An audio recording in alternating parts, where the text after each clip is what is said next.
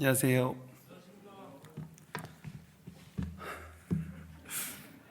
오늘 특성을 듣는데요. 오늘을 위해서 몇 년 전부터 준비하셔서 우리 형제자매분들 수고해 주셨는데 참 감사가 됩니다. 우리가 주를 위해서 수고하면 반드시 하나님께서 기억하신다. 다시 한번 생각이 들었습니다. 같이 기도하고 시작하겠습니다.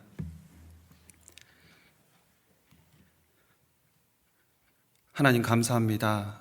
아무 소망 없던 저희들에게 하나님의 말씀을 통해서 하나님의 살아계심을 알게 하시고 영혼이 멸망받아 지옥 갈 수밖에 없는 저의 영혼을 너무나 사랑하셔서 하나님께서 친히 사람의 몸을 입고 이 땅에 오셔서 저희를 위해서 십자가에 피 흘려 죽으심으로 우리의 모든 죄를 영원히 대속해 주신 크고 놀라운 은혜 진심으로 감사를 드립니다. 우리가 이 세상 남은 생애를 살아가는 동안 우리에게 어떤 어려움과 고난이 주어질지라도 우리를 구원하신 예수님의 그 은혜를 생각하며 잘 이겨낼 수 있도록 도와주시기를 원하고 바랍니다. 우리 안산교회 형제자매님들 각 가정마다 하나님께서 지켜주시고 형제자매님들의 하루속히 들어줘야 될 그 기도를 하나님께서 응답해 주시기를 부탁을 드립니다. 우리에게 주를 위해 살 수 있는 기회를 주신 만큼 이 세상의 헛된 것을 쫓아 살아가지 않고 남은 생애를 하나님의 복음과 함께 고난을 통해서 더욱더 영광을 돌리는 삶을 살 수 있게 도와주시기를 원하고 바랍니다. 하루속히 코로나가 사라져서 저희가 예전처럼 온전히 모이고 교제 나누며 봉사할 수 있는 기회를 주셔서 다시 한번 주님을 위해서 열심을 낼 수 있도록 도와주시기를 부탁을 드립니다. 특별히 국내뿐만 아니라 해외에서 복음을 전하시는 많은 선교사님들 가정 위에 함께 해주시고 그 어려운 가운데서도 하나님께서 능히 이길 수 있는 힘과 용기를 주시기 원하고 바랍니다. 오늘 주일을 맞아서 한자리 불러 모아주신 것 감사를 드립니다. 오늘 전해지는 말씀을 통해서 교훈을 받고 더욱더 하나님을 의지하는 삶을 살 수 있게 도와주시옵소서. 시작부터 마치는 시간까지 주 성령께서 함께해 주시기를 간절히 원하고 바랍니다. 저희를 사랑하시고 죄에서 구원해 주신 고마우신 예수님의 이름으로 기도드립니다. 아멘. 성경 창세기 39장을 보시겠습니다.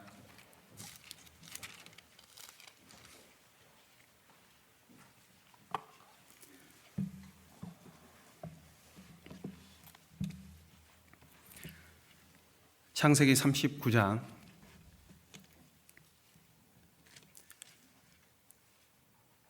1절로 3절 말씀입니다.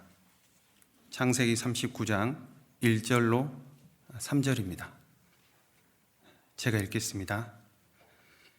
요셉이 이끌려 애굽에 내려가매 바로의 신하 시대장 애굽 사람 보디발이 그를 그리로 데려간 이스마엘 사람의 손에서 그를 사니라. 여호와께서 요셉과 함께 하심으로 그가 형통한 자가 되어 그 주인 애굽 사람의 집에 있으니 그 주인이 여호와께서 그와 함께 하심을 보며 또 여호와께서 그의 범사에 형통케 하심을 보았더라. 그 3500년 전에 우스 땅에 욥이란 사람이 있었죠. 욥은 순전해서 정직했기 때문에 하나님을 경외한 사람입니다. 그리고 악에서 떠난 사람이었습니다.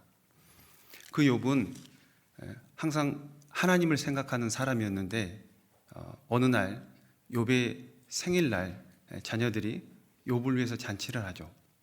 그런 일이 자주 있었는데 욥이 생일날이 되면 아들들이 욥을 위해서 잔치를 베풀고 즐거운 시간을 갖습니다. 그런데 욥은 그것으로 끝나는 게 아니라 항상 자녀들을 위해서 자녀 수만큼 짐승의 제사를 번제로 하나님께 드렸습니다. 그 이유가 내 자녀들이 혹 마음으로 하나님을 배반할까 그런 염려와 걱정이 있었거든요. 그래서 하나님께 그런 제사를 드렸는데 욥의 행사가 항상 이러하였더라라고 이제 기록이 되어 있습니다. 그런데 그렇게 하나님을 잘 경외했던 욥에게 하루아침에 모든 재산이 다 날아가고 10자녀가 죽는 그런 고난이 찾아옵니다. 엄청난 고난이 찾아왔던 이 욥, 사실 그 모습을 보면 욥은 이해할 수 없었죠. 자신에게 주어진 그 고난을 이해할 수 없었을 겁니다. 그래서 욥에게 주어진 그 고난은 욥에서 생각했을 때는, 욥 자신이 생각했을 때는 이유 없는 고난이라 생각을 했을 겁니다. 그러나 하나님은 그 고난을 통해서 욥의 인내를 보셨고, 그리고 그 고난을 이김으로써 축복을 주시기 위해서 이유 있는 고난을 주신 겁니다. 사실 고난은 누구에게도 반갑지 않고 달갑지 않죠. 그러나 아픈 만큼 성숙한다는 말처럼 고난을 이겨낸 믿음은 금보다도 없어질, 불로 연단하여도 금보다 없어질 금보다 더 귀하다 얘기를 했잖아요. 금보다 더 귀한 겁니다. 욥의 경우처럼 하나님은 우리에게 이유 있는 고난을 주십니다. 그 고난을 통해서 반드시 우리에게 주시고자 하는 것이 있기 때문에 그렇습니다. 예수님은 이 땅에 고난을 받으러 오셨어요. 그런데 사실 그 고난 자체를 위해서 오신 것이 아니라 그 받으실 고난을 통해서 이뤄진 영혼을 구원하기 위해 오셨잖아요. 우리도 마찬가지입니다. 우리에게 주어진 그 고난을 통해서 하나님께서 주시고자 하는 그 영광이 있는 겁니다. 로마서 8장 18절에 보면 생각건대 현재의 고난은 장차 우리에게 나타날 영광과 좋게 비교할 수 없도다. 우리가 받은 고난에 비해서 하나님께서 주시는 그 영광은 고난과 비교할 수 없다라는 겁니다. 그래서 오늘 고난에 대한 말씀을 좀 생각해 보려고 하는데요. 고난 가운데서 하나님께서 함께 하시는, 고난 가운데서 함께 하시는 그 하나님에 대해서 좀 생각해 보려고 합니다. 우리가 잘 알고 있는 성경 인물 가운데 요셉을 통해서 몇 가지 좀 생각을 보고자 합니다.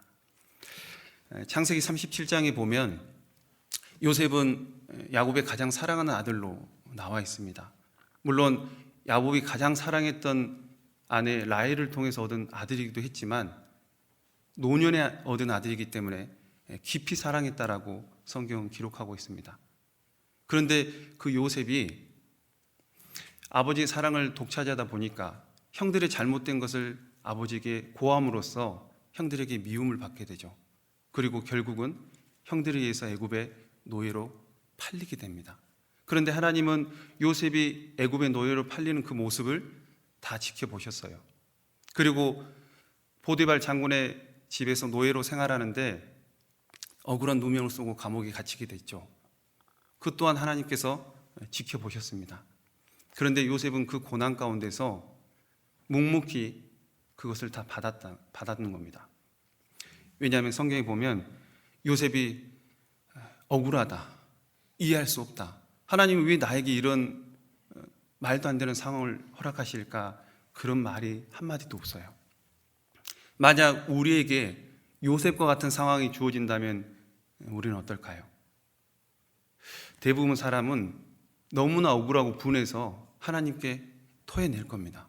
도대체 저한테 왜 이러시는지, 제가 무엇을 잘못했는지, 심지어 노예 생활도 힘든데 성범죄자라는 정말 수치스러운 일까지 당했잖아요. 도대체 하나님의 그 뜻을 이해할 수 없다라고 말할 수 있을 겁니다. 그러나 요셉은 묵묵히 그 고난을 받았습니다. 요셉이 어떻게 자기에게 그 말도 안 되는 상황이 주어지고 엄청난 고난을 받았는데 그 모든 것을 묵묵히 이겨낼 수 있었을까요? 그 이유는 고난 가운데서 하나님께서 함께 하셨기 때문입니다. 자, 오늘 본문 39장 1절부터 보시면 요셉이 이끌려 애굽에 내려가매 바로의 신하 시위대장 애굽 사람 보디발이 그를 그리로 데려간 이스마엘 사람의 손에서 그를 사니라. 여호와께서 요셉과 함께 하심으로 그가 형통한 자가 되어 그 주인 애굽 사람의 집에 있으니. 자, 여호와께서 요셉과 함께 하심으로. 자, 여호와께서 요셉과 함께 하심으로라는 표현이 여기 처음 나옵니다. 요셉이 야곱 아래 있을 때는 이런 표현이 없었거든요. 왜냐하면 야곱 아래 있을 때는 고난이 없었습니다. 야곱 울타리 안에서는 놀고 먹고 자고 꿈꾸는 것이 이 요셉이 할 일이었거든요. 그런데 요셉이 애굽의 노예로 팔리고 고난이 시작되자 하나님께서 함께 하셨다라는 표현이 그때부터 나오게 됩니다. 자, 20절을 보시면 20절, 21절 앞부분까지 제가 읽겠습니다. 이에 요셉의 주인이 그를 잡아 옥에 넣으니 그 옥은 왕의 죄수를 가두는 곳이었더라. 요셉이 옥에 갇혔으나 여호와께서 요셉과 함께 하시고, 자, 요셉이 보디발 장군의 아내 겁탈했다는 누명을 쓰고 감옥에 갇혔죠. 그 감옥에 갇혔을 때 하나님께서 요셉과 함께 하시고 말씀하고 있습니다. 자, 20절 뒷부분부터 다시 보시면 요셉이 옥에 갇혔으나 여호와께서 요셉과 함께 하시고, 자, 이 말씀을 잘 보시면 하나님께서 함께 하시지 않기 때문에 요셉에게 어려움이 있고 고난이 있는 게 아닙니다. 하나님께서 함께 하셔도 고난이 있다는 겁니다. 그래서 우리가 요셉을 통해 첫 번째로 생각해 볼 것은 하나님은 고난 가운데서 함께 하신다라는 겁니다. 하나님은 다윗과도 함께 하셨는데 다윗이 양을 칠 때 사자와 곰의 발톱에서 양들을 구하고 심지어 골리앗을 죽일 때도 하나님께서 다윗을 도와주셨죠.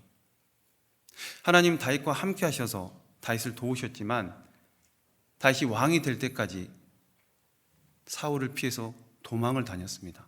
하나님께서 함께 하셨는데도 불구하고 자신을 도왔던 제사장 아히멜렉, 자신 때문에 죽임을 당합니다. 그리고 제사장 85명이 다윗에 의해서 죽임을 당하죠. 하나님께서 함께 하시는데도, 심지어 사울을 피해서 블레셋 땅 가드 지역에 가드 왕 아기스를 만나러 가는데 가드 왕이 이 사울을 골리앗을 죽인, 그래서 두려워하잖아요, 다윗을. 그래서 다윗이 그 위기를 모면하려고 침을 흘리면서 미친 사람처럼 행동을 하면서 그곳을 나옵니다. 하나님이 다윗과 함께 하셨는데 다윗에겐 이런 어려움들이 있었어요. 그래서 다윗이 그 가드 아기스 왕을 나오면서 나중에 이제 시를 썼는데 그 시편 34편이잖아요. 거기에 이런 말씀이 있습니다. 시편 34편 잠깐 보시면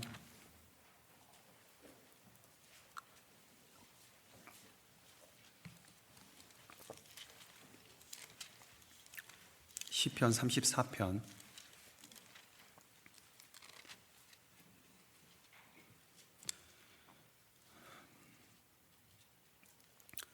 1절 위에 보시면 다윗이 아비멜렉 앞에서 미친 채 하다가 쫓겨나서 지은 시 그랬죠. 18절을 보시면 여호와는 마음이 상한 자에게 가까이 하시고 중심에 통회하는 자를 구원하시는도다. 하나님은 마음이 상한 자에게 가까이 하시고 중심에 통회한 자를 구원하신다. 다윗의 심정이 이랬습니다. 우리가 전도 집회 때 많이 듣는 말씀이잖아요. 그러면서 19절에 하신 내용이 의인은 고난이 많으나 여호와께서 그 모든 고난에서 건지시는도다. 사실 다윗은 아직 고난에서 벗어나지 못했습니다. 그러나 고난 가운데서 함께 해주실 그 하나님을 믿고 건져주신 것을 믿었어요. 의인은 고난이 많으나 여호와께서 그 모든 고난에서 건지시는도다. 하나님은 다윗에게 고난의 삶을 허락하셨지만 그 가운데 분명히 도우심이 있다라는 것을, 또 함께 해주신다라는 것을 다윗이 알 수 있었어요. 다니엘의 세 친구, 느부갓네살 왕이 세운 그 금신상, 그 우상에 절하지 않으면 풀무불에 던져진다는 걸 알았잖아요. 그러나 그들은 그 금신상에 절하지 않았습니다. 하나님께서 건져주실 거라는 걸 믿었죠. 그리 아니하실지라도, 건져주시지 않을지라도 금신상에 절하지 않겠다고 그 세 친구들은 얘기를 했죠. 그리고 하나님을 믿는 그 믿음 때문에 풀무불에 던져졌습니다. 그때 하나님께서 함께 해주셨죠. 마찬가지입니다. 하나님은 우리에게 어려운 고난을 허락하시지 않는 게 아니라 어려운 고난을 허락하시고 그 가운데서 함께 해주신다라는 겁니다.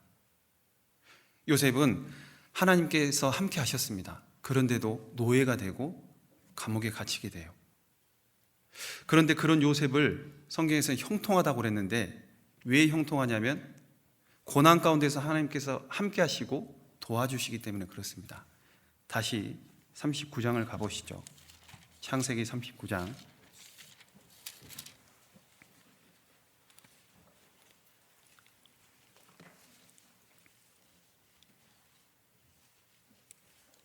이 절 말씀입니다.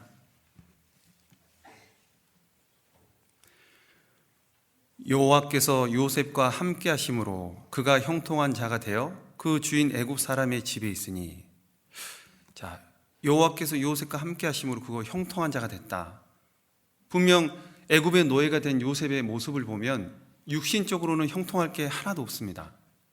그런데 하나님은 종의 위치에서 요셉을 형통케 하셨어요. 그래서 보디발 장군의 모든 소유를 관리하는 가정 총무를 삼아주신 겁니다. 3절 4절입니다. 그 주인이 여호와께서 그와 함께 하심을 보며 또 여호와께서 그의 범사에 형통케 하심을 보았더라. 요셉이 그 주인에게 은혜를 입어 섬김에 그가 요셉으로 가정 총무를 삼고 자기 소유를 다 그 손에 위임하니. 자, 노예 신분에서 그 장군의 주인의 은혜를 입게 하셨고 또 주인의 모든 소유 관리하는 청지기로서 그 역할을 맡기신 겁니다. 보디발을 통해서 요셉에게 맡겨주신 거죠. 또 22절에 보시면 전옥이 옥중 죄수를 다 요셉의 손에 맡김으로 그 재반 사물을 요셉이 처리하고. 하나님은 요셉에게 감옥에서조차도 감옥 사물을 맡기셨고 감옥을 관리하는 또 감독하는 그 전옥에게 은혜를 입게 하셨어요. 23절에 전옥은 그의 손에 맡긴 것을 무엇이든지 돌아보지 아니하였으니 이는 여호와께서 요셉과 함께 하심이라. 여호와께서 그의 범사에 형통케 하셨더라. 자, 요셉이 형통했다라는 것은 현재 육신의 모습이 아니라 고난의 위치에서 하나님께서 함께 하시고 도와주셨기 때문에 형통한 자가 된 겁니다. 그래서 요셉을 통해서 우리가 두 번째로 생각해 볼 것은 하나님은 고난 가운데서 그 고난을 없애주기보다는 그 고난에서 하나님의 도우심이 있다라는 겁니다. 당장 그 환경을 바꾸기보다는 그 환경에서 견딜 수 있는 힘을 주시는 거예요. 이스라엘 백성의 광야 생활은 우리 신앙생활과 같다고 할 수 있죠. 이스라엘 백성을 광야 길로 인도하셨다는 것은 하나님께서 도와주시겠다라는 겁니다. 비록 광야는 고난의 길이지만 하나님의 도우심이 함께 하시는 곳이기도 했습니다. 광야가 없다면 하나님의 도우심도 없는 거죠. 뜨거운 태양 아래 구름 기둥을 주셨고 밤에는 불 기둥을 허락하셨잖아요. 이것을 바꿔 생각해 보면 뜨거운 태양과 추위라는 어려운 환경을 아예 안 주신 게 아닙니다. 그 어려운 환경을 허락하시고 그 가운데 구름 기둥과 불 기둥을 주신 거잖아요. 보호하셨다라는 겁니다. 우리가 이 세상 살다 보면 여러 가지 여러 모양의 고난이 있습니다. 그러나 항상 하나님의 도우심이 있다라는 것을 기억해야 됩니다.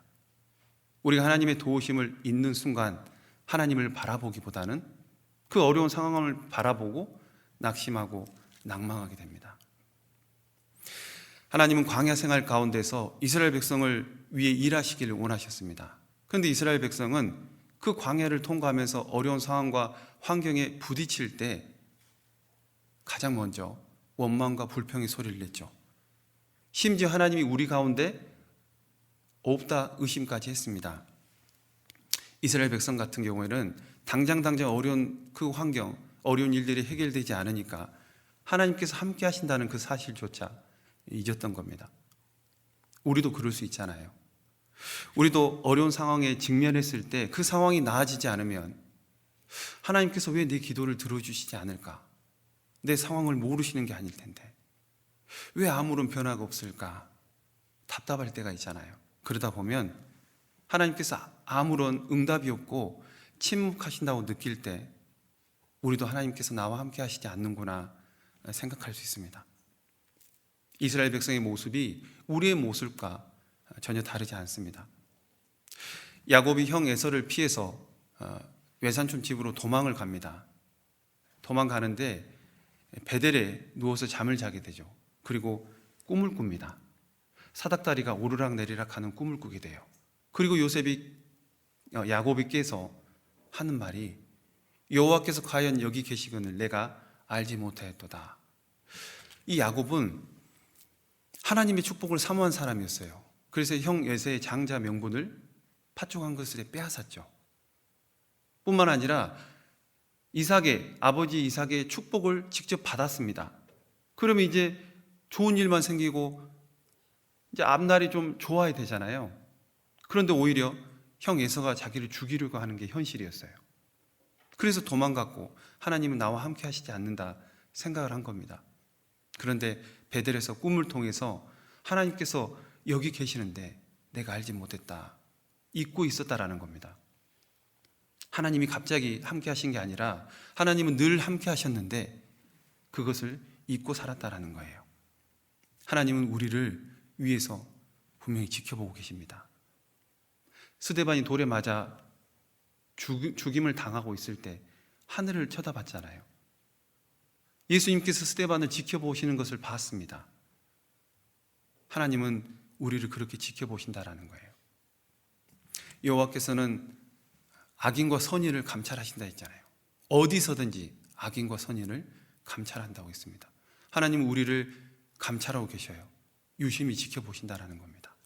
천사를 통해서 날마다 우리의 상황을 보고받는 겁니다. 하나님이 우리의 사정을 모르는 게 아니죠. 우리의 형편을 잘 알고 있습니다. 그래서 우리에게 어떤 어려움이 주어졌다면 하나님이 다 알고 계시기 때문에 하나님께서 반드시 도와주실 거라는 그런 믿음을 갖는 게 필요합니다. 자, 요셉은 분명 하나님께서 함께 하셨기 때문에 형통한 자가 됐지만 여전히 신분은 종이었고 죄수였습니다. 자, 마태복음 20장을 한번 보실까요? 마태복음 20장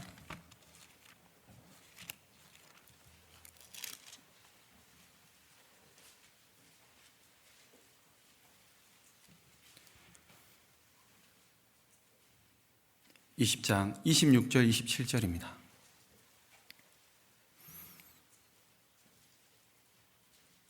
마태복음 20장 26절 27절입니다. 너희 중에는 그렇지 아니하니 너희 중에 누구든지 크고자 하는 자는 너희를 섬기는 자가 되고 너희 중에 누구든지 으뜸이 되고자 하는 자는 너희 종이 되어야 하리라. 자, 하나님께서 요셉을 사용하기 위해서 애굽의 노예로 팔았고 또 죄인의 신분까지 낮췄습니다. 왜 죄인의 신분까지 낮췄을까? 총리라는 가장 높은 위치에 합당한 사람을 만들기 위해서 죄인의 신분까지 낮춘 겁니다. 그래서 예수님께서 너희 중에 누구든지 크고자 하는 자는 너희를 섬기는 자가 돼야 된다. 으뜸이 되고자 하는 자는 먼저 종이 돼야 된다 말씀을 하셨거든요. 요셉이 총리가 되기 위해서는 낮아져야 됩니다. 하나님의 연단을 받아야 돼요. 하나님의 쓰심에 합당한 사람으로. 그래서 가장 낮은 위치에서 섬길 수 있는 사람이 가장 높은 위치에 설 수 있게 되는 거예요. 하나님은 요셉을 총리라는 그 지위를 주기 위해서 종의 신분과 또 죄인의 위치까지 끌어내린 겁니다. 정금을 얻기 위해서 단련이라는 과정이 반드시 필요한 것처럼 고난이라는 연단의 과정을 통해 요셉은 하나님을 쓰시기에 합당한 사람으로 만들어가는 겁니다. 이 고난을 통한 연단의 과정이 없다면 요셉이 만약에 고난 없이 애굽의 총리가 됐다면 요즘 말로 준비되지 않은 총리가 될 겁니다. 우리가 대선을 치를 때 각 후보 이름 앞에 간혹 준비된 대통령 이런 표현들을 쓰잖아요. 만약 요셉이 고난 없이 그렇게 총리가 됐다면 준비되지 않은 총리가 됐을 거라는 겁니다. 그래서 하나님은 요셉을 준비된 총리로서 하나님 쓰심에 합당한 사람으로 만들기 위해서 고난 속에 넣었던 겁니다. 특히 감옥에 들어가는 연단의 과정을 허락하신 거예요. 잠언 25장 4절에 보면 은에서 찢기를 제하라. 그리하면 장색에 쓸만한 그릇이 나올 거라고 그랬죠. 은에서 찢기를 제하면 필요한 물건을 만들 수 있는 겁니다. 그래서 요셉은 고난을 통해서 자기의 생각에 찢기를 버리게 되고 하나님 마음에 합한 필요한 그릇이 되는 겁니다. 이 다윗과 솔로몬 두 사람은 하나님을 잘 경외했던 이스라엘 대표적인 왕입니다. 그런데 다윗과 솔로몬은 그들의 끝이 달랐어요. 다윗은 평생 죽을 때까지 하나님을 섬겼지만 솔로몬은 그 말년에 하나님을 떠났죠. 하나님께서 주신 지혜를 가진 사람인데도 불구하고 하나님을 떠났습니다. 개인적으로 좀 이해가 안 됐던 부분입니다. 어떻게 하나님이 주신 지혜를 받았는데도 불구하고 하나님을 떠날 수가 있을까? 그러면 하나님 지혜를 받지 못한 사람은 그보다 더하지 않을까? 그런 생각을 했던 적이 있는데, 어쨌든 솔로몬이 하나님을 떠났던 가장 큰 이유는 이방 여인을 사랑했기 때문에 그 마음이 하나님과 멀어졌던 거죠. 그런데 또 한 가지 생각해 볼 것은, 다윗은 고난을 통해서 연단을 받은 사람입니다. 왕이 되기까지 죽을 고비를 여러 번 넘겼고, 그러면서 하나님을 의지하는 법을 배웠어요. 그런데 솔로몬은요, 태어나자마자 왕자입니다. 아무런 고난 없이 왕의 승계를 받은 거잖아요. 고난이 있고 없고의 차이는 엄청나게 큰 거예요. 그래서 전도서에 보면 일의 끝이 시작보다 낫다라고 솔로몬이 그렇게 얘기를 했습니다. 다윗의 끝은 좋았고 솔로몬의 끝은 좋지 않았죠. 다윗은 죽을 때 솔로몬에게 모세의 율법을 지키고 하나님의 법을 지키라는 유언을 남기고 세상을 떠나잖아요. 그런데 잠언 3천을 기록했던 이 솔로몬은 자기 아들에게 아무런 유언을 남기지 못했습니다. 고난을 통해서 하나님께서 주시는 그 좋은 것들을 다윗은 얻었어요. 고난을 통해서 하나님 의지하는 법을 배우고, 고난을 통해서 평생 하나님을 경외하는 삶을 살았던 겁니다. 고난이 없다면 하나님이 더 이상 쓰실 수가 없는 거예요. 그래서 솔로몬은 말년에 하나님이 더 이상 쓰지를 못한 겁니다. 그래서 우리가 요셉을 통해서 세 번째 생각해 볼 것은, 하나님은 하나님이 쓰시기에 합당한 사람, 그 합당한 사람으로 만들기 위해서 고난을 주신다라는 겁니다. 하나님은 요셉을 사용하기 위해서 13년의 고난의 기간을 허락하셨어요. 그래서 요셉이 애굽의 그 전역을 다스릴 수 있기 위해서 먼저 보디발 가정 총무로 세워주셨죠. 감옥에서도 그냥 갇혀서 지내는 게 아니라 감옥에서 재반 사무를 다 담당할 수 있도록 그 일을 맡겨주신 겁니다. 그리고 술 맡은 관원장, 떡 굽는 관원장 같은 고위 관료를 만나게 하셔서 훗날 그 사람들을 통해서 하나님의 일을 이루어 가시기를 원했던 거예요. 요셉은 자신에게 주어진 이 고난을 묵묵히 받았습니다. 그리고 점점 총리로서 그 지혜와 자질을 갖춰갔던 거죠. 그래서 다른 사람의 고통을 이해하는 마음까지 얻게 된 겁니다.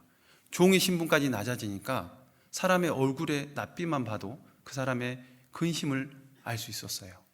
창세기 40장을 보시겠습니다.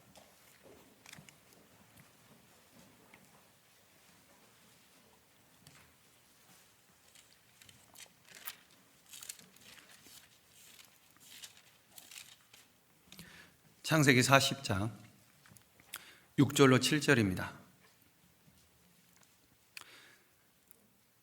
아침에 요셉이 들어가 보니 그들에게 근심빛이 있는지라.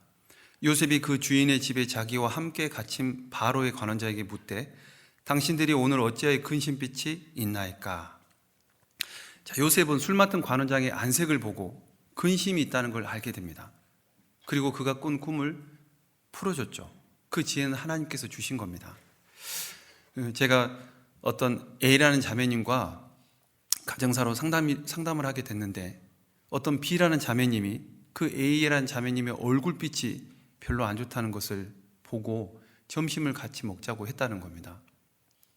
그래서 제가 그걸 보고 참 놀랐어요. 왜냐하면 그냥 얼굴로 본 게 아니라 우리가 이제 줌 교제를 하고 나면 마지막에 사진을 찍잖아요. 근데 그 사진을 보고 안색을 본 거예요. 사실 그 얘기 듣고 이게 가능한가? 어떻게 사진만으로 사람이 그 안색을, 또 근심을 헤아릴 수 있을까? 그만큼 관심이 있는 거잖아요. 그래서 보통 그냥 흘려보낼 수 있지만 그 자매님은 흘려보내지 않고 그것을 유심히 보고 교제를 나눈 겁니다. 쉽지 않은 관심이죠. 제가 그 얘기를 듣고 저도 이제 그 사진을 보면서 확대를 하면서 얼굴빛을 봤습니다. 도저히 이해할 수가 없는. 근데 관심 있는 사람에게만 그렇게 가능한 것 같아요. 이 요셉도 술 맡은 관원장, 죄인의 신분까지 낮아져서 섬김이 있었기 때문에 술 맡은 관원장의 낯빛을 한눈에 알아본 거예요. 그 낯빛이 좋지 않아 보였기 때문에 그 관원장과 얘기를 통해서 꿈을 풀어줬잖아요. 그리고 나서 이 술 맡은 관원장이 꿈을 풀어준 데 자신의 억울함을 이제 이 관원장에게 호소를 합니다. 자, 40장 13절입니다. 지금부터 사흘 안에 바로가 당신의 머리를 들고 당신의 전직을 회복하리니 당신이 이왕에 술 맡은 자가 되었을 때에 하던 것 같이 바로의 잔을 그 손에 받들게 되리이다. 당신이 득이하거든 나를 생각하고 내게 은혜를 베풀어서 내 사정을 바로에게 구하여 이 집에서 나를 건져내소서. 나는 히브리 땅에서 끌려온 자요 여기서도 옥에 갇힐 일은 행치 아니하였나이다. 자, 술 맡은 관원장이 감옥에서 나갈 것을 왕에게 서게 될 것을 이제 요셉이 알려주죠. 그러면서 자신을 이 감옥에서 빼달라고, 도와달라고 부탁을 합니다. 나는 이 감옥에 올 만한 죄를 지은 적이 없다고. 물론 요셉은 자신에게 주어진 그 고난, 그 연단을 잘 받았습니다. 그런데 언제 이 고난이 끝날지 알 수 없었어요. 그래서 술 맡은 관원장을 통해서 이 감옥을 벗어나고자 했죠. 그러나 하나님의 방법은 아니었습니다. 요셉의 말처럼 술 맡은 관원장 복직됐습니다. 그리고 술 맡은 관원장은 2년 동안 요셉을 잊었어요. 23절에 보시면 술 맡은 관원장이 요셉을 기억지 않고 잊었더라. 요셉을 감옥에 가둔 것은 하나님의 섭리였기 때문에 술 맡은 관원장이 요셉을 기억하지 못한 것은 하나님께서 그 기억에서 잠시 지운 겁니다. 요셉은 오래 참고 기다렸습니다. 그런데 아직 하나님께서 정한 때는 오지 않았던 거예요. 그래서 좀 더 기다릴 필요가 있었던 겁니다. 우리가 신앙생활 가운데도 어려움이 있을 때 그 고난의 골짜기, 그 고난의 터널을 벗어날 때도 우리의 힘과 노력이 아니라 하나님께서 정하신 때가 있습니다. 우리가 신앙생활을 하면서 제일 못하는 것이 있다면 그것은 기다리는 겁니다. 나름대로 오래 참고 기다렸다고 생각을 했지만 생각했던 것보다 길어지면 하나님이 하시는 거, 하나님을 기다리기보다는 내 생각과 내 방법대로 앞서 행할 때가 많습니다. 하나님의 뜻을 좀 더 기다리면 분명해질 텐데 우리는 그것을 기다리지 못하고 움직일 때가 많이 있습니다. 이스라엘 백성이 기다리지 못해서 하나님을 원망했죠. 물이 없는 환경을 만났을 때 먼저 원망부터 했죠. 하나님께서 어떻게 물을 주실까 기다리는 지혜가 필요했는데 먹을 것이 없는 환경에서도 마찬가지입니다. 하나님께서 어떻게 먹을 것을 주실까 기대하고 기다리는 마음이 필요했는데 이스라엘 백성은 기다리지 못했습니다.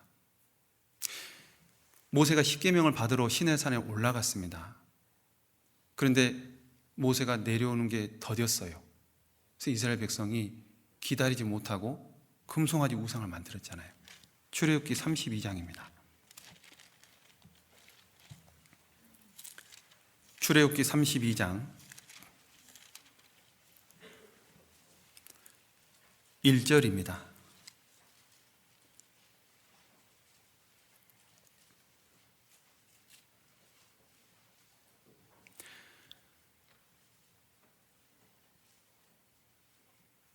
백성이 모세가 산에서 내려옴이 더딤을 보고 모여 아론에게 이르러 가로되 일어나라 우리를 인도할 신을 우리를 위하여 만들라.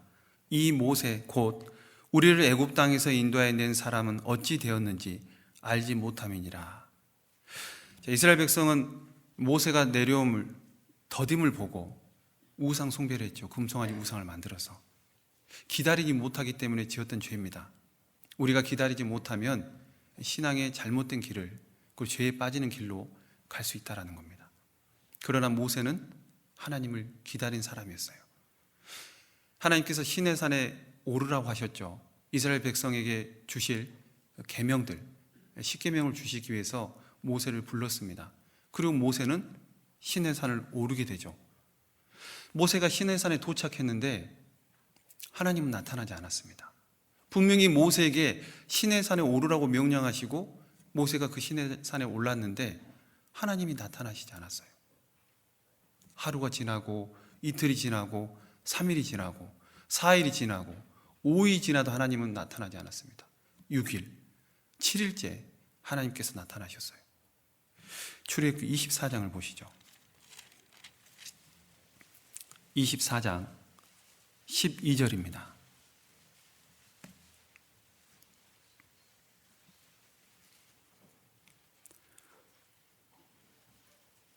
(24장 12절) 여호와께서 모세에게 이르시되 너는 산에 올라 내게로 와서 거기 있으라. 너로 그들을 가르치려고 내가 율법과 계명을 친히 기록한 돌판을 내게 주리라.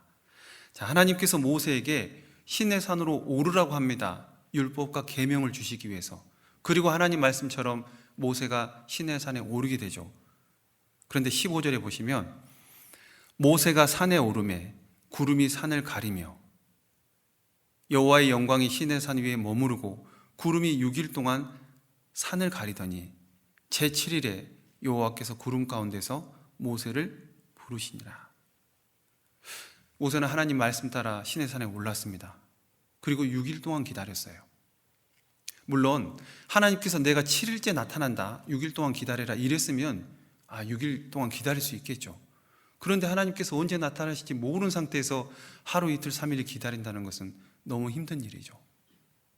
그런데 모세는 묵묵히 기다렸습니다. 하나님께서 나타나실 때까지.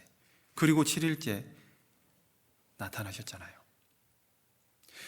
우리가 하나님의 부르심과 인도하심 속에는 기다림을 요구할 때가 있다는 겁니다. 사울은 사무엘을 기다리지 못해서 왕이 드려서는 안 될 제사장이 드려야 할 제사를 사울이 대신 드렸잖아요. 그래서 망령되이 행했다라고 기록하고 있습니다. 그리고 사울은 그걸로 하나님의 버림을 받게 되죠.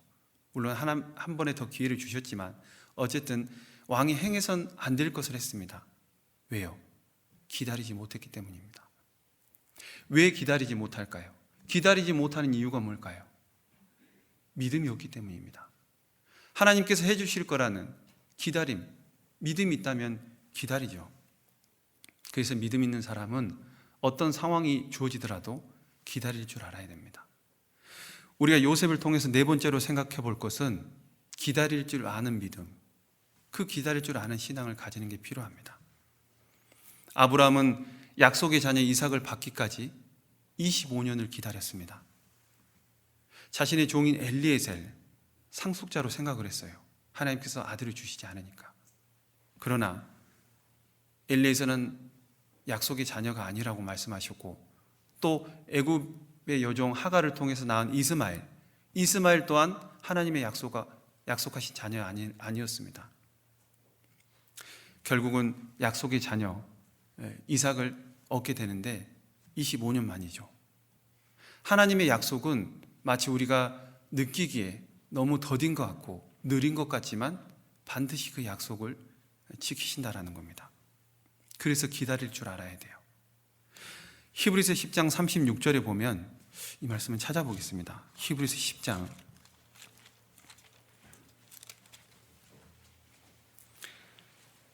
36절입니다.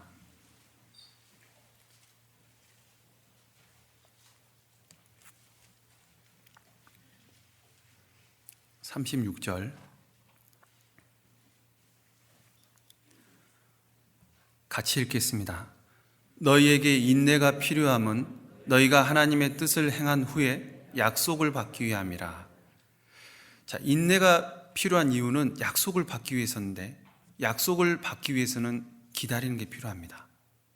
우리의 기도 응답, 어려운 가운데 하나님의 도우심, 그 모든 것들이 하나님의 방법, 하나님의 뜻 가운데 이루어진다는 것을 생각하고 우리가 기다려야 돼요. 내가 원한다고 해서 바로바로 들어주시는 게 아니라는 겁니다. 그래서 우리에게는 인내하는 시간이 필요하고 기다리는 시간이 필요한 거예요. 남편의 핍박이 나를 짓누른다 할지라도, 그것이 나를 힘들게 할지라도 하나님은 반드시 나를 건지시기 위해 일하실 때가 있다는 것을 생각해야 됩니다. 우리가 그 때를 알 수 없기 때문에 답답함이 있지만 분명 하나님은 함께 하시기 때문에 움직일 때가 있어요. 반드시 일하실 때가 있습니다. 너희에게 인내가 필요함은 약속을 받기 위함이라. 모든 일에는 때가 있고 이 고난 가운데서 함께 하시는 하나님께서 그 고난 자체에서 건져줄 때도 반드시 있습니다. 그래서 그 때를 기다리는 게 필요합니다. 인내를 온전히 이루라. 야고보서 1장 4절에 그런 말이 있죠. 인내를 온전히 이루라. 이는 너희로 온전하고 구비하여 조금도 부족함이 없게 하려 함이라. 인내를 이루는 것, 기다리는 것, 그 기다림을 통해서 신앙이 점점 온전해지는 거예요. 나 여호와가 말하였으니 이루리라. 하나님은 말씀하시면 반드시 이룬다 약속했습니다. 그런데 그것이 지금 당장 바로바로 이루신다는 말씀이 아니죠. 반드시 때가 되면 이루신다라는 약속인 겁니다. 그래서 기다린 사람에겐 하나님이 복이 있다 말씀하셨어요. 이사야 30장도 하나 보시죠. 이사야 30장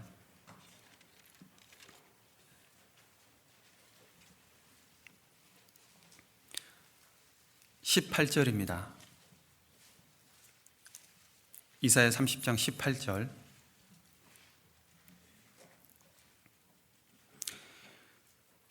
그러나 여호와께서 기다리시나니 이는 너희에게 은혜를 베풀려 하시며 일어나시리니 이는 저희를 긍휼히 여기려 하심이라.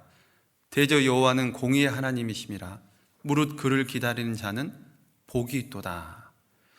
자, 대저 여호와는 공의의 하나님이시라.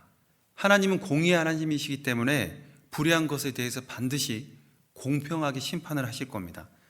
억울하고 답답한 일이 있어도 하나님의 공의의 판단이 내려지기까지 무릇 그를 기다린 자는 복이 있도다. 이렇게 기다렸던 사람이 누굴까요? 다윗이잖아요. 다윗은 정말 억울한 상황에서도 묵묵히 하나님을 기다렸습니다. 그리고 하나님께서 주신 결말, 복을 받았잖아요. 평생 하나님을 섬겼던 다윗입니다. 무릇 기다린 자에게는 복이 있는 겁니다.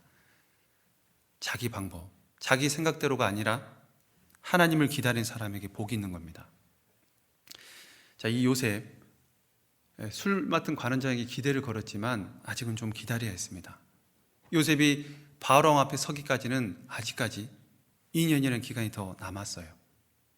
그 2년이라는 기간을 채워야만 바로왕 앞에 설 수 있는 겁니다. 그래서 요셉은 마침내 그 긴 연단의 시간, 기다림의 시간이 끝이 났습니다. 그리고 하나님께서 요셉을 사용하시기 위해서 이제 일을 하기 시작한 겁니다. 바로에게 꿈을 꾸게 하셨고 아무도 그 꿈을 해석하지 못하게 했어요. 오직 요셉 한 사람. 그래서 술 맡은 관원장이 잠시 잊었던 그 요셉을 다시 생각나게 하셨고 요셉이 바로왕 앞에 서게 된 겁니다. 그리고 바로왕의 꿈을 해석해주고 하루아침에 애굽의 총리가 되게 되죠. 요셉의 입장에서는 이 고난의 끝이 언제인지 알 수 없었지만 하나님은 13년이라는 기간을 정하셨습니다. 자, 13년이라는 기간을 정하셨다. 다섯 번째로 요셉을 통해서 생각해 볼 것은 고난에는 반드시 끝이 있다라는 겁니다. 고난은 영원하지 않습니다. 언젠가 끝이 있다라는 거예요. 하나님은 요셉을 사용하기 위해서 이 고난 속에 넣으셨지만 고난 가운데서 요셉과 함께 주셨죠. 또 그 고난 가운데서 사람을 헤아릴 수 있는 지혜를 주셨고 고난 가운데서 기다림을 배우게 하셨죠. 그리고 마침내 그 고난 자체에서 요셉을 건져주셨습니다. 요셉은 그 모든 고난을 통과하고 자신에게 허락하신 모든 고난이 하나님의 섭리였다는 것을 깨닫게 되죠. 창세기 45장입니다. 창세기 45장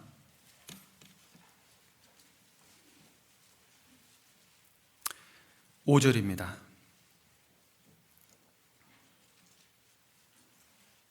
창세기 45장 5절.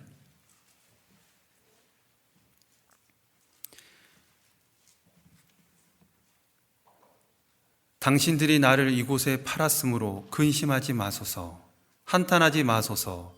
하나님이 생명을 구원하시려고 나를 당신들 앞서 보내셨나이다. 이 땅에 2년 동안 흉년이 들었으나 아직 5년은 기경도 못하고 추수도 못할지라. 하나님이 큰 구원으로 당신들의 생명을 보존하고 당신들의 후손을 세상에 두시려고 나를 당신들 앞서 보내셨나니, 그런즉 나를 이리로 보낸 자는 당신들이 아니요 하나님이시라. 거기까지입니다. 그 뒤에 조금만 더 읽어볼게요. 하나님이 나로 바로의 아비를 삼으시며 그 온 집의 주를 삼으시며 애굽 온 땅에 치리자를 삼으셨나이다. 자, 이 말씀 보시면 5절 끝에 다시 보시면요, 나를 당신들 앞서 보내셨나이다.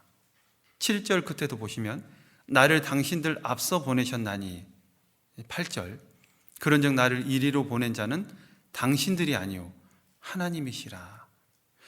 자, 요셉이 형들에 의해서 노예로 팔린 것은 형들이 한 게 아니라 하나님께서 하셨다라는 겁니다.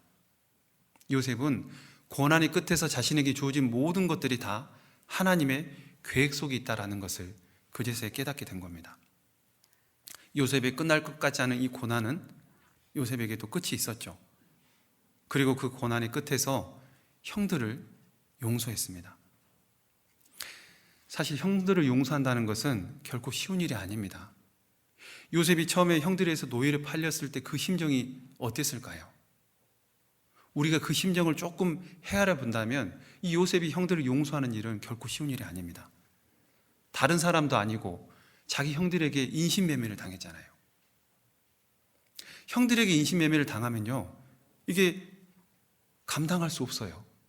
예를 들어서 어떻게든 그 인신매매 당한 그 소굴에서 빠져나왔다고 가정을 해보죠. 그러면 어디로 갈 겁니까? 자기를 팔았던 형들 앞에 도저히 나갈 수 없는 겁니다. 우리가 어렸을 때 꿈을 많이 꾸잖아요. 키 크려고 꾸는 있잖아요. 개인적으로 위에서 높은 곳에서 떨어지는 꿈도 꾸고, 특히 이제 귀신 꿈을 많이 꾸는데, 한 번은 제가 귀신 꿈을 꾸는데요, 집안에 귀신이 나타난 겁니다. 그래서 너무 무서워가지고 이제 집을 나와서 골목을 뛰어갔어요. 깜깜한 밤이었는데. 그래서 제 친구 동생이 골목 가로등 위에 서 있는 거예요. 제가 귀신 나타났다고 도망가자고 하는데 이 친구가 저를 보는데 귀신인 겁니다. 엄청 소름 끼친 거예요. 꿈속에서. 얼마나 소름 돋습니까? 길을 가는데 어떤 사람이 칼을 들고 저를 보고 쫓아와요. 영문도 모르고 저는 도망갑니다. 그런데 제가 길을 쓰고 달려서 경찰서에 도착했습니다. 그리고 경찰 향해서 강도가 나타났다고, 강도가 저를 따라 들어왔어요. 근데 경찰이 총을 겨누는데 강도가 아니라 저를 향해 겨눕니다. 둘이 한패인 거예요. 그럼 그때 이 마음이 어떨까요? 자포자기가 되는 겁니다. 이 요셉은 다른 사람도 아니고 자신의 형들에 의해서 노예로 팔린 거예요. 그 심정이 어땠을 것 같아요?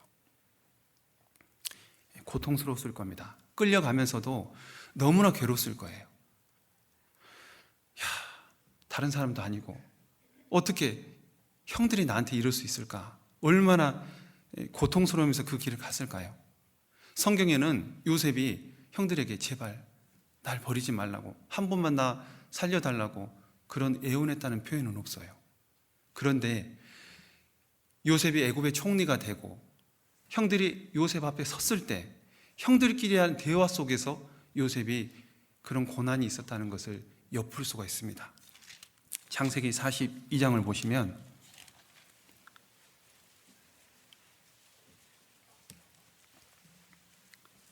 21절입니다.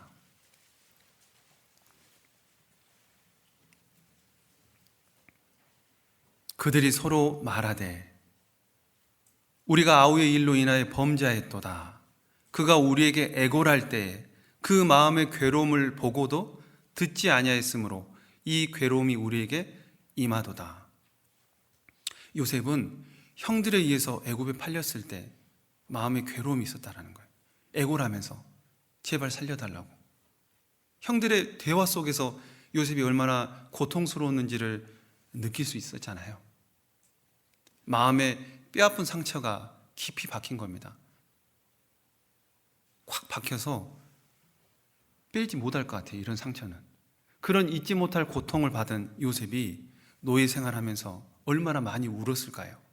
아버지 집에서 편하게 살던 그 요셉이 하루아침에 노예가 돼서 얼마나 고통 가운데서 그 노예 생활을 했을까요? 그런데 요셉과 함께 하셨기 때문에 하나님이 함께 하신 요셉, 그 요셉은 하나님을 생각하면서 그 모든 어려움 이겨냈습니다.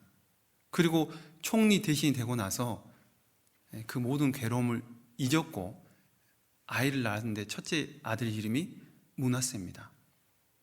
잊었다는 뜻이에요. 잊었다는 뜻. 하나님께서 그 고통 가운데서 요셉과 함께 해주셨고 그 모든 것을 잊게 해주셨다라는 거예요. 그래서 므낫세라고 첫째 아들 이름을 그렇게 진 겁니다. 그런데 그런 아픔을 잊은 요셉에게 형들이 나타났어요. 결코 용서할 수 없는 그 뼈에 사무친 그 고통을 용서할 수 없을 것 같았는데 요셉은 형들에게 용서의 손을 내밀었어요. 요셉이 용서할 수 있었던 가장 큰 이유는 자신을 이 애굽에 판 것은 형들이 아니라 하나님께서 그렇게 하셨다. 하나님의 섭리라는 것을 깨달았기 때문에 요셉이 형들을 용서할 수 있었던 겁니다. 우리도 우리 삶 가운데 하나님께서 함께 하시고 하나님의 섭리 가운데 우리를 인도하신다. 우리의 모든 삶이 하나님의 섭리 속에 놓여 있다. 이 사실을 기억했으면 좋겠어요. 우리가 이 세상에 태어난 것을 한번 생각해 보죠. 부모님께서 만약 서로 두 분이 만나지 않았다면 우리는 어떻게 됐을까요? 제 아버지와 어머니가 연애한 얘기를 들어보면 참 재밌습니다. 그런데 같은 동네에 살았거든요. 50m 정도 떨어진 동네에. 아버지가 이제 어머니가 마음에 들어서 집에 있는 밭에 있는 배추도 따다 주고 물론 할머니 몰래 농작물을 뽑아서 막 드렸습니다. 사랑한다는 표현을 막 한 거죠. 근데 그때 당시 저희 어머니 나이가 20살이었습니다. 갓 20살이었기 때문에 아직 결혼할 생각은 없었어요. 그래서 다른 지역으로 도망을 갑니다. 아버지는 이제 애가 타는 거예요. 제 외할머니에게 어디 있냐고. 그래서 머리를 삭발을 합니다. 삭발 정말 대단하잖아요. 그 정신이. 삭발을 하고 저희 어머니를 찾으러 갔습니다. 그리고 어머니를 만났어요. 그리고 거기에서 결혼 약속을 합니다. 만약에 저희 어머니와 아버지가 서로 만나지 못했더라면 제가 이 세상에 있었을까요? 제가 한 번 더 생각해 봤습니다. 저희 아버지가 태어나려면 저희 할머니, 할아버지가 계셔야 되는데 저희 할머니, 할아버지가 두 분이 눈이 맞아야 됩니다. 이 두 분이 눈이 맞지 않으면 또 제가 이 세상에 태어날 수 없잖아요. 저희 아버지도 없고 저희 어머니도 없습니다. 한 번 더 생각했습니다. 아담과 하와 그 두 사람이 없었더라면 결국은 제가 이 세상에 없었잖아요. 더 올라가면 하나님이 없었더라면 저는 이 세상에 없는 겁니다. 제가 이 세상에 태어난 것은 하나님의 섭리 가운데 이 세상에 태어났다 생각이 들었어요. 저만 그렇습니까? 우리 형제자매들도 하나님의 섭리 가운데 이 세상에 태어났잖아요. 아버지가 어머니 그때 안 만났더라면 이 자리에 안 계실 수도 있잖아요. 하나님은 우리를 이 세상에 태어나기 위해서 그 모든 복잡한 연결고리를 오늘의 우리에게까지 허락하신 겁니다. 그게 하나님의 섭리라 생각이 듭니다. 그런데 그렇게 우리를 이 세상에 태어나게 하신 하나님께서 구원받고 난 이후에 우리의 삶 가운데서도 하나님의 섭리가 없을까요? 하나님의 섭리는 분명히 지금 우리 삶 가운데 한 사람 한 사람에게 분명히 계획하신 뜻이 있습니다. 우리가 그것을 생각하고 살아야 돼요. 비록 이 요셉은 고난 가운데서 하나님의 뜻을 온전히 다 이해할 수는 없었습니다. 그러나 고난의 끝에서 하나님의 섭리를 깨달았고 형들을 용서했잖아요. 자, 우리가 교회 안에서 신앙생활 하다 보면 형제 자매들 간에 서로 상처를 주기도 하고 또 받기도 합니다. 그런데 하나님의 크신 사랑, 그 사랑을 받은 우리가 용서하지 못할 일이 무엇이 있을까요? 형제 자매들을 용서할 일이 있다면 용서하는 게 필요합니다. 하나님은 우리를 구원하기 위해서 사람이 되어주셨잖아요. 하나님의 사랑을 깨달은 우리가 이해 못할 일은 없습니다. 마태복음 18장을 한번 보시죠. 마태복음 18장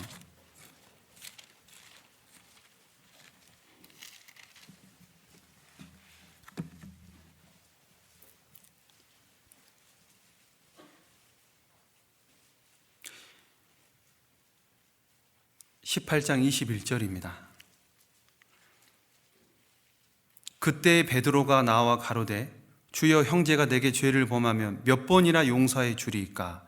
7번까지 하오리이까? 예수께서 가라사대 내게 이르노니 7번뿐 아니라 70번씩 7번이라도 할지니라. 베드로가 형제가 내게 죄를 범하면 몇 번을 용서해 줄까요? 70번씩 7번. 이게 70곳이 7번이면 490번이잖아요.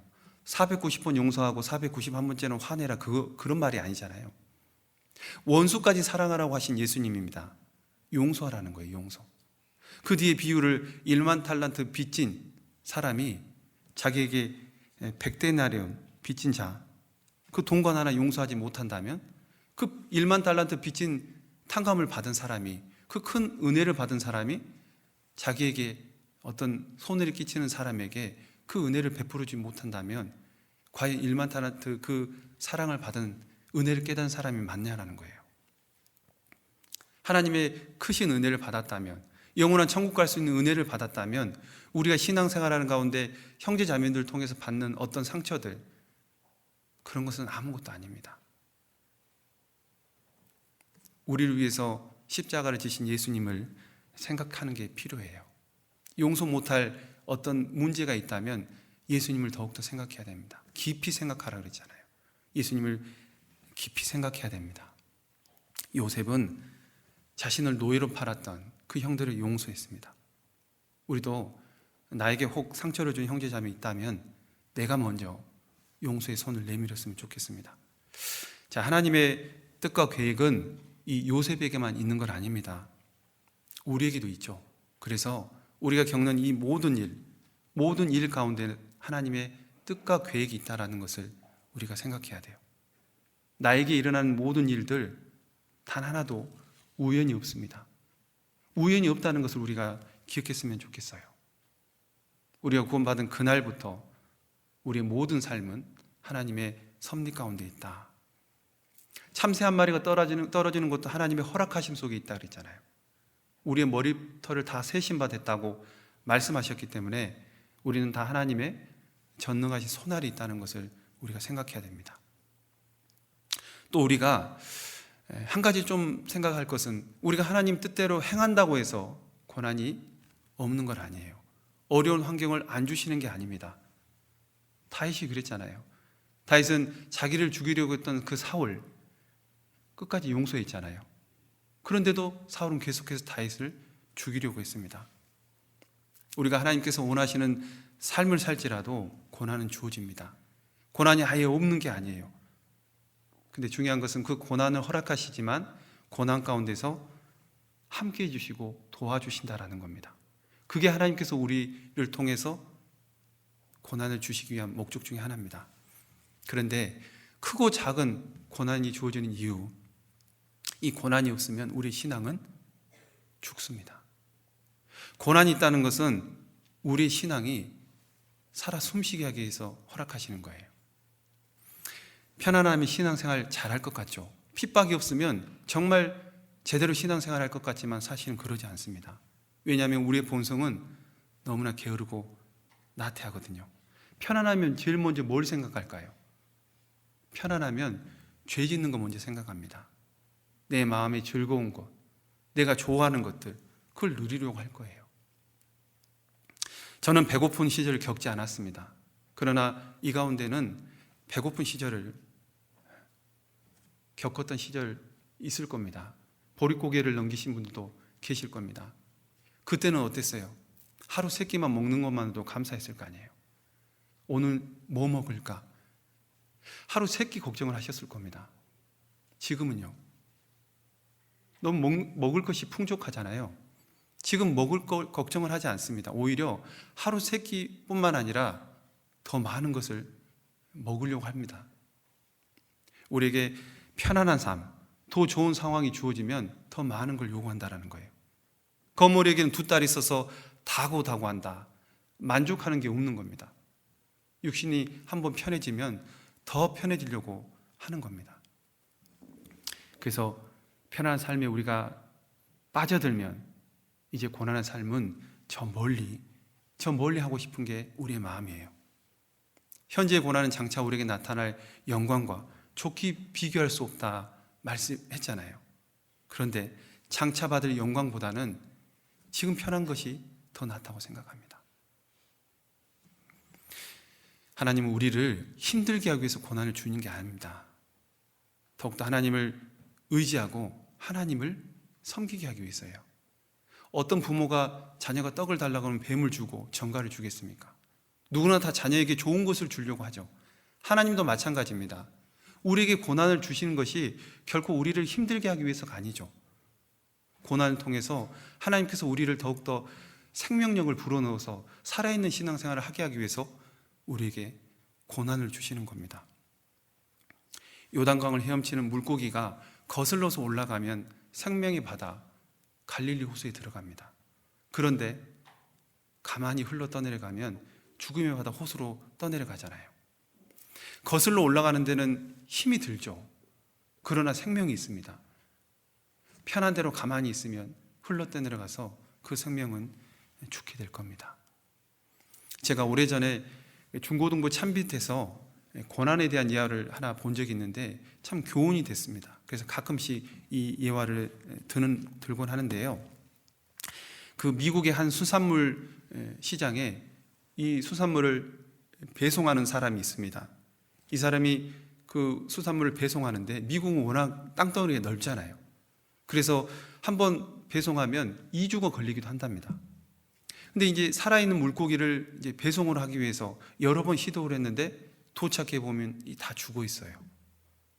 도대체 원인이 뭘까 고심한 끝에 너무 물고기가 안전한 보호 속에 갇혀져 있기 때문에 중간에 죽었다고 판단을 한 겁니다. 그래서 한 가지 묘안을 생각해낸 게 그 물고기 통 속에 작은 상 한 마리를 넣었어요. 그리고 통 속에 놓고 2주를 갔더니 물고기가 살아있는 거예요. 왜 살았을까요? 물고기들이 이 상어한테 안 잡혀 먹으려고 2주 동안 도망 다니는 겁니다. 물론 개 중에는 한두 마리가 희생당했을 수도 있겠죠. 마치 고난이 이와 같다는 겁니다. 고난이 없으면 이 천적을 통해서 우리가 살고자 하는 그런 의욕이 없는 거예요. 고난이 없는 삶은 죽은 삶과 같은 겁니다. 시편 119편을 보시겠습니다.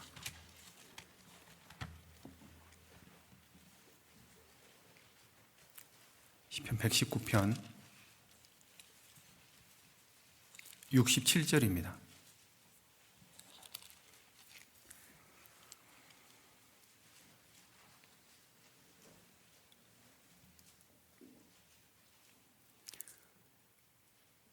고난 당하기 전에는 내가 그릇 행하였더니 이제는 주의 말씀을 지키나이다. 자, 고난 당하기 전에는 내가 그릇 행했다. 그런데 고난을 통과하고 나서 주의 말씀을 지켰다라는 겁니다.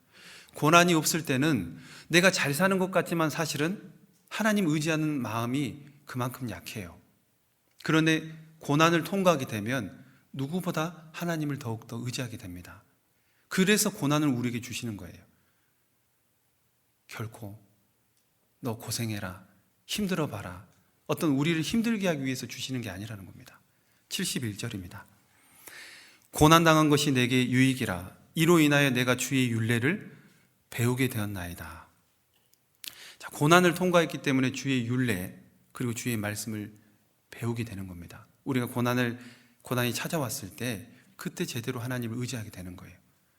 지금 신앙생활 나름대로 잘한다 생각하고 살아가더라도 고난이 주어졌을 때 그때 내 신앙의 진정한 주소를 보는 거예요. 그때도 하나님 잘 의지하면 제대로 된 신앙을 하고 있는 겁니다. 165편 한 구절 더 보시겠습니다. 시편 119편 165절입니다.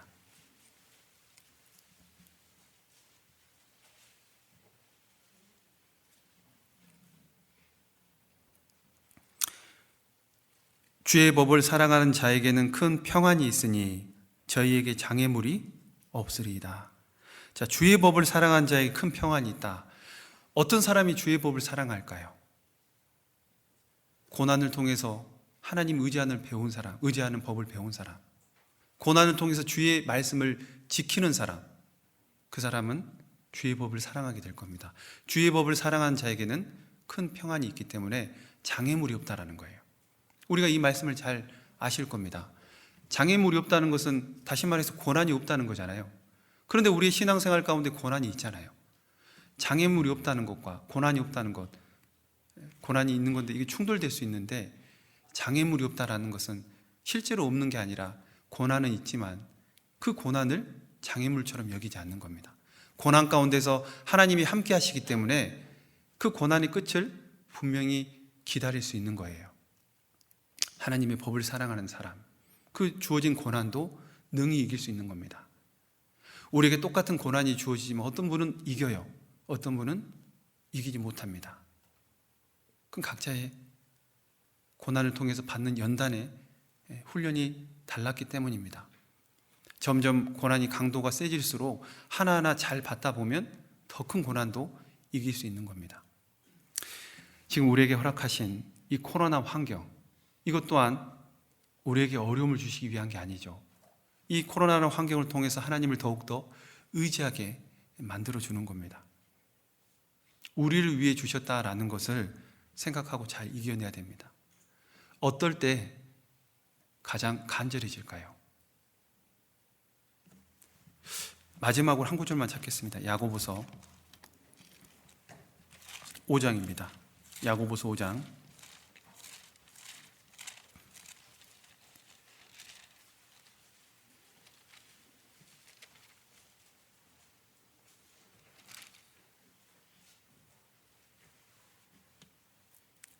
13절입니다. 야고보서 5장 13절.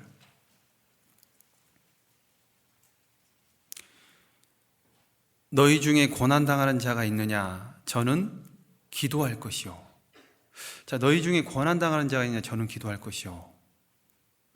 고난당할 때 더욱더 기도가 간절해지죠. 고난당하기 전과 고난당한 후의 기도는 분명히 다릅니다.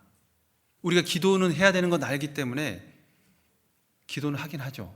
그런데 고난을 겪었을 때의 기도는 분명히 달라집니다. 간절해져요. 그러면 우리가 고난 가운데 기도를 할 때 어떤 기도를 해야 될까요?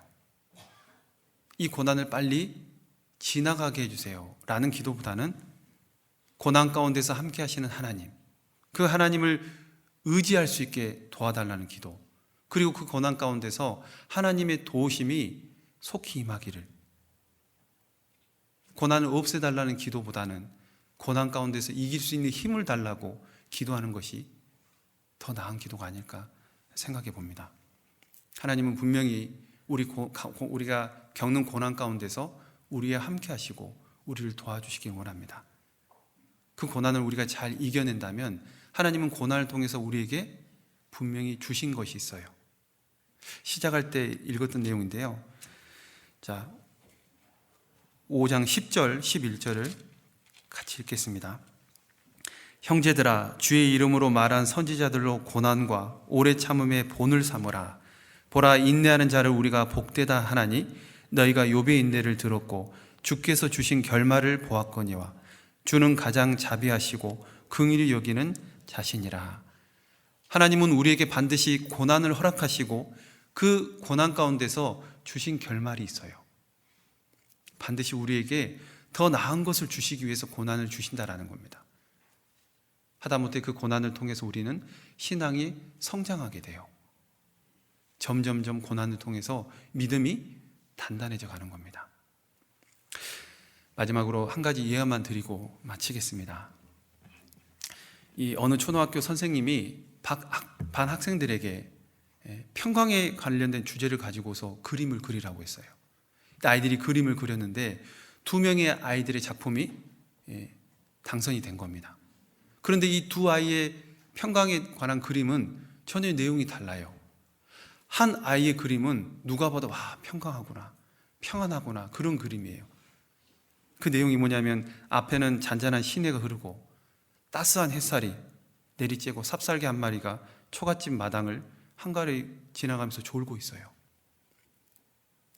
누가 봐도 딱 보면 평강하다, 그런 장면입니다. 그런데 다른 하나의 그림은 뭐냐면 어떤 절벽이 있는데 폭풍우가 휘몰아치고 있어요. 그 절벽 틈바구니 속에 어미새 품속에서 세곤세곤 잠든 그 어미 새끼새를 본 겁니다. 그 그림을 그렸어요. 이 예화가 제 개인적으로 교훈을 준다고 생각했거든요. 하나님께서 우리에게 주시는 평강은요, 아무것도 고통이 없고 아무 고난이 없는 평강이 아니라 어려운 가운데서, 고통 가운데서 함께 해주시고, 그 어미새가 새끼를 품음처럼, 새끼새가 어미 품에 있는 것처럼 밖에서는 엄청난 폭풍과 휘몰아쳐도 전혀 두려워하지 않는 겁니다. 하나님이 우리에게 주시는 고난 또한 우리와 함께 하시기 때문에 그런 어려움에서 우리를 지켜주시고 보호하신다는 겁니다. 우리가 그것을 생각하고 우리 그리스도인에게 주어지는 평강은 편안할 때의 평강보다 고난 가운데 주어지는 평강, 그 평강이 더 진정한 평강이라고 생각이 듭니다. 그래서 하나님께서 고난 가운데서 함께 하신다는 것을 잊지 않았으면 좋겠습니다.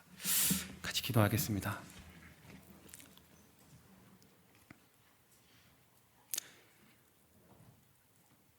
하나님 감사합니다. 저희를 너무나 사랑하셔서 영원한 천국 소망 가운데 이 땅을 살아갈 수 있게 은혜 베풀어 주신 것 감사드립니다. 영원하지 않는 이 세상에서 영원한 천국 소망을 주신 것, 많은 사람들이 이 사실을 알지 못해 영원한 지옥으로 떨어질 수밖에 없는 운명 속에 살아가고 있습니다. 우리가 그 영혼들을 생각하고 불쌍히 여길 때 더욱더 하나님을 의지함으로써 그 영혼들 건져낼 수 있게 도와주시고 인도해 주시기를 부탁을 드립니다. 하루속히 예전처럼 저희가 교제할 수 있도록, 봉사할 수 있도록 기회를 주시고 은혜 베풀어 주시기를 부탁을 드립니다. 우리 형제자매님들 혹여나 하나님 앞에 어려움 가운데 있다면 그 어려움 속에서 하나님을 더욱더 의지할 수 있는 마음을 주시고 이길 수 있는 힘을 주시기를 원하고 바랍니다.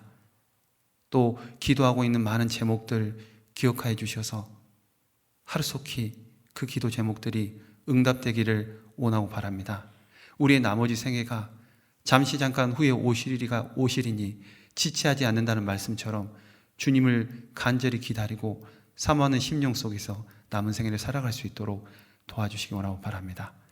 저희를 사랑하시고 죄에서 구원해 주신 고마우신 예수님의 이름으로 기도드립니다. 아멘.